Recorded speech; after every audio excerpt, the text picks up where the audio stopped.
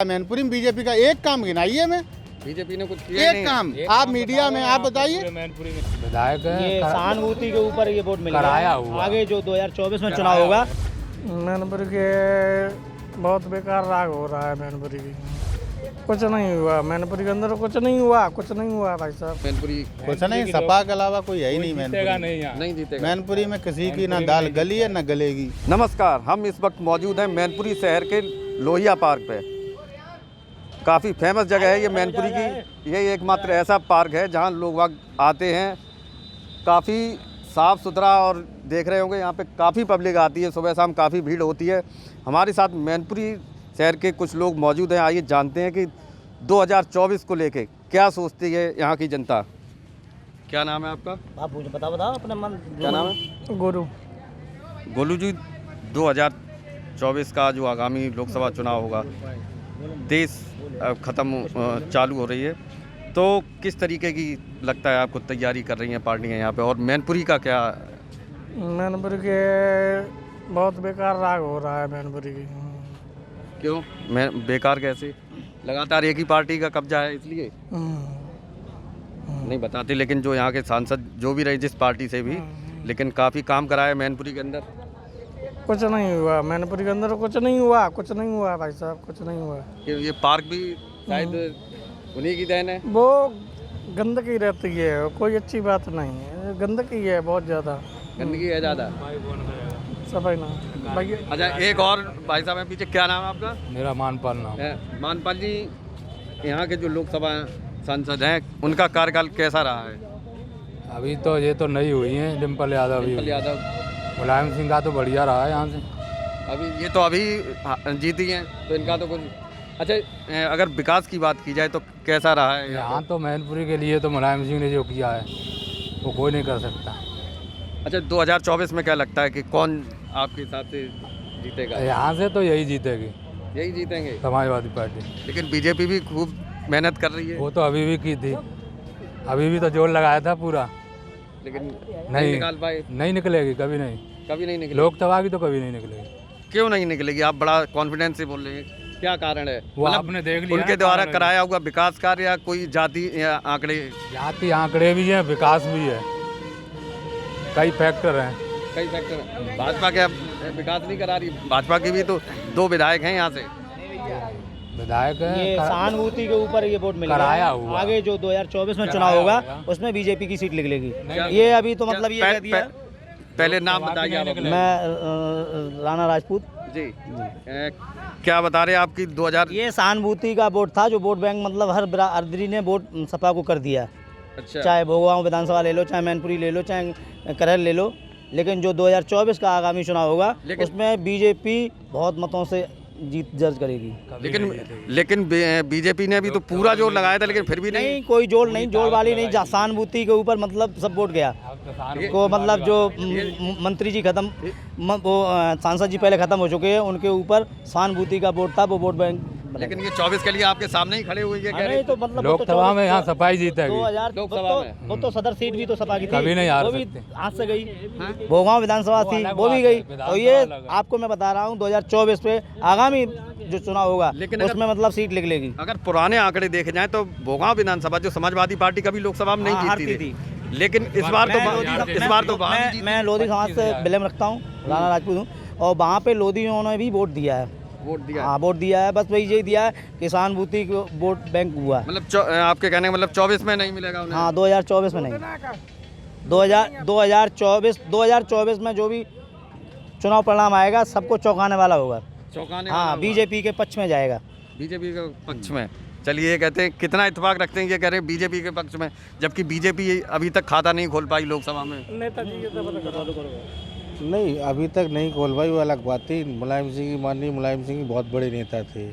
मैनपुरी की आज पहचान है वो उन्हीं की वजह से है, लेकिन राजनीति में कोई स्थिर नहीं रहता है। सभी पार्टियां प्रयास करती हैं अपना अपना। लेकिन उनके निधन के बाद जो अभी इनकी पुत्रवधू जो जीती हैं, उन्होंने तो काफ़ी सारे पुराने रिकॉर्ड नेताजी का ही तोड़ दिया। जो 94,000 से जीते थे आखिरी चुनाव मुलायम सिंह यादव, वो आप भी जानते हैं, वो बड़े नेता थे। उनकी डेथ हुई तो उसकी एक जो है पब्लिक में एक सहानुभूति थी कि नेताजी काफ़ी समय से यहाँ से परमानेंट लोकसभा का जीतते रहे चुनाव, तो इसलिए उन्होंने सभी के लिए काम किया। हम ये एक पार्टी विशेष की बात नहीं कर रहे हैं, लोगों ने एक सहानुभूति के लिए उन्हें वोट दिया। अच्छा, लगातार समाजवादी पार्टी का ही कैंडिडेट जीता, चाहे वो खुद मुलायम सिंह यादव रहे हों या उनके परिवार का सदस्य या जो भी खड़ा हो, कि जिसको समाजवादी पार्टी ने खड़ा किया उसने जीत दर्ज की। तो क्या कारण क्या है इसका? उसका कारण कुछ यहाँ पे जो है परसीमन मतलब कुछ है ऐसी जो परसीमन पहले अलीगंज जो है पहले अपने इसमें लगता था मैनपुरी में, वो क्षेत्र कट गया एटा में, और जो जसवंत नगर है वो मैनपुरी में लगा दिया गया। तो कुछ जो कहने के लिए तो जो है कि बिरादरी का जो समाज का वोट है, मतलब उनके यादव साफ कहें तो यादव समाज का सबसे ज़्यादा वोट जो है यादव बाहुल्य जो है क्षेत्र है ये, तो इसलिए उनका थोड़ा प्रभाव रहता है। मतलब जो जाति गणित है वो समाजवादी पार्टी के उनके फेवर में जाता है, वो उनके फेवर में जाता है। ठीक है, आप बताइए, आप हाँ क्या बता रहे हैं आप? क्या बता रहे हैं आप? यहाँ जाति फैक्टर भी है, ऐसे भी हर वर्ग का वोट मिलता है समाजवादी पार्टी को यहाँ क्या मैनपुरी लोकसभा में। हर वर्ग का वोट मिलता है? किसी भी क्या वर्ग का होगा, ये अलग बात है कम ज़्यादा मिले, क्यों जी? जी, मतलब तो क्या कारण है कि हर वर्ग का वोट मिलता है? तो विकास कार्य कराए हैं या दबदबा है, क्या है? नहीं, ऐसा कुछ नहीं है, विकास कार्य है, अपना लगाव है इस क्षेत्र का, अच्छा, नेताजी की वजह से, पार्टी की वजह से, जो भी है। तो 24 में क्या लगता है आपको? यहाँ से तो वही जीते है ना, समाजवादी की पार्टी के देन है। कैसे, क्या नाम है आपका? समीम। समीम जी, 2024 में क्या लगता है मैनपुरी कुछ नहीं, सपा के अलावा कोई है ही नहीं जीतेगा मैनपुरी। नहीं यहाँ। नहीं जीतेगा? मैनपुरी में किसी की ना दाल गली है ना गलेगी। और जो लोग कहते हैं ना कि 2024 में, सुनो एक मिनट बोलने दो, एक मिनट, जो काम करेगा उसका साथ देगी मैनपुरी, जो काम चाहिए। तो कैसा मैनपुरी में ये बताइए हमें, सिंगल कोई ऐसा काम कर दिया हो बीजेपी ने जो सर्वजन के हित में हो, एक काम बताइए। काम बता दो मैनपुरी। जहाँ आप खड़े हैं वो भी नेताजी की देन है, जिन रोडों पे आप चल रहे हैं वो भी नेताजी की देन है, जो लाइटें जल रही हैं वो भी नेताजी की देन है क्या मैनपुरी में बीजेपी का एक काम गिनाइए में? बीजेपी ने कुछ किया एक काम आप मीडिया में आप बताइए, मैनपुरी में आप ही बता दीजिए एक काम किया हो मैनपुरी में। ये तो बात बलगलाने वाली बातें हो गई कि लोग कहते हैं कि राजपूत हैं हम, कि यादव हैं, कि जाटव हैं, कि मुस्लिम हैं, वो कुछ नहीं, सर्वजन हर समाज ने वोट दिया और हर बार हर समाज के लिए काम किया नेताजी ने। एक और हमारे साथ भाई साहब नीचे आ जाएगी थोड़ा, क्या बता रहे थे आप कि आप जो ये कह रहे हैं कितना इनकी बात में ये जितने भी विकास हुए हैं सब लुटाई हुई है। इसमें आप चलिए मेरे साथ, आपको दिखाते हैं। मतलब जितना, अरे लूटने वाली नहीं, ये जब कंपनी बाग था तो यहाँ कम से कम 100 से 150 लेबर काम करती थी। अब यहाँ मालूम क्या हो रहा है, लुक्खेबारी हो रही है। आप कौन से भी हट में चले जाइए, लड़का लड़कियों को साथ मतलब कोई ना कोई लिपटा पड़ा होगा, कुछ होगा। आज मतलब अगर कोई गंदी जगह है ना तो लोहिया पार है। प्रशासन, अरे प्रशासन क्या मतलब? अच्छा ये बताइए, ये बनवाया हुआ किसका है? नहीं बनाया हुआ तो मतलब इन्हीं का है, इन्हीं के पूरे मतलब जितने भराव चला मिट्टी का तो इन्हीं का ठेका, सब कुछ इन्हीं के घर का ठेका। अरे कुछ भी क्या है, अरे हमें आप बताइए, अगर आप मतलब विकास की बात करेंगे तो लखनऊ एक्सप्रेस वे जो बना है इनने बनवाया, आगरा से लखनऊ, उसमें मतलब सब प्रॉपर्टी आप जो बताइए 40,000 रुपये बीघा। हमें पैसे पता है, 1 साल पहले हमने 40,000 रुपये बीघा ज़मीन कैसे खरीद ली, उसकी आज तक जांच चल रही है। अगर जांच हुई तो अखिलेश से लेके पूरा परिवार जेल जाएगा। अभी आप देख लीजिए ईडी और सीबीआई लखनऊ एक्सप्रेस वे अभी तक अटूट है। ठीक है, योगी जी ने बनवाया, डीसीएम चलेगी गड्ढे में है। एक हफ्ते में आज उद्घाटन हुआ, कल टूट गया, बताओ।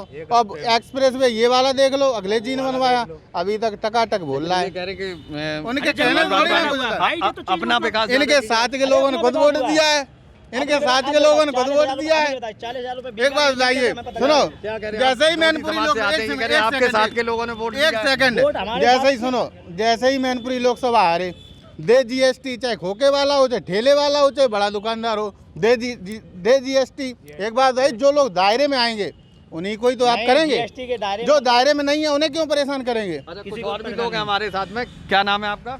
कन्हैया मिश्रा है। कन्हैया मिश्रा।